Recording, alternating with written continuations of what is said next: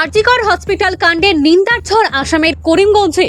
কলকাতার আরজিকর হসপিটালে এক মহিলা চিকিৎসকের নির্মম হত্যাজনিত ঘটনার প্রতিবাদের ঝড় এবার আছড়ে পড়ল ভারত বাংলা সীমান্ত শহর করিমগঞ্জেও। এ মর্মে শনিবার বৃষ্টির উপেক্ষা করে বিভিন্ন সামাজিক সংগঠনের কর্মীরা শহরের শম্ভুসাগর উদ্যানের রবীন্দ্রনাথ ঠাকুরের মূর্তির পাদদেশে হাতে প্লেকার্ড ও মাটির প্রদীপ জ্বালিয়ে দোষীদের কঠোর শাস্তির দাবি সহ প্রত্যেক স্বাস্থ্যকর্মীদের নিরাপত্তা সুনিশ্চিত করার দাবি জানান। প্রতিবাদকারীদের কথায় দেশ স্বাধীন হলেও মহিলাদের নিরাপত্তার খামতি রয়ে গেছে। সরকারকে এসব বিষয়ে নতুন করে ভাবতে হবে।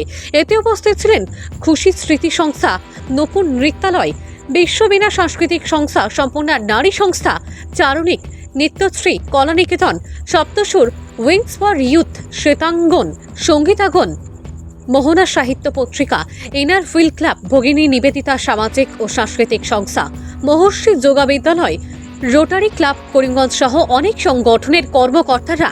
এতে আয়োজক সংগঠনের পক্ষে বিশিষ্ট নাগরিক তথা বরিষ্ঠ সাংবাদিক অরূপ রায় বলেন, মাত্র কয়েক ঘন্টায় এত বিশাল লোক সমাগম হবে ভাবা যায় না। ট্রাফিক জ্যাম সামাল দিতে পুলিশ ও ট্রাফিক পুলিশ আসতে হয়।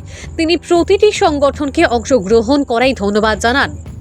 ভানুচন্দ্রের রিপোর্ট, আসাম প্রাইম নেটওয়ার্ক। ঘটনার প্রতিবাদ জানাতে আমরা জানি দিন কয়েক আগে কলকাতার আরজিকর কলেজের মেডিকেল কলেজের চিকিৎসক মৌমিতা দেবনাথকে নৃশংসভাবে খুন করা হয়েছে। তার আগে তাকে গণধর্ষণ করা হয়েছে। তারই প্রতিবাদে আমরা সবাই সম্মিলিত হয়েছি। আমরা চাই আজকের এই আওয়াজ রাষ্ট্রপতির কাছে গিয়ে পৌঁছুক, প্রধানমন্ত্রীর কাছে গিয়ে পৌঁছুক, পশ্চিমবঙ্গের মুখ্যমন্ত্রীর কাছে গিয়ে পৌঁছুক।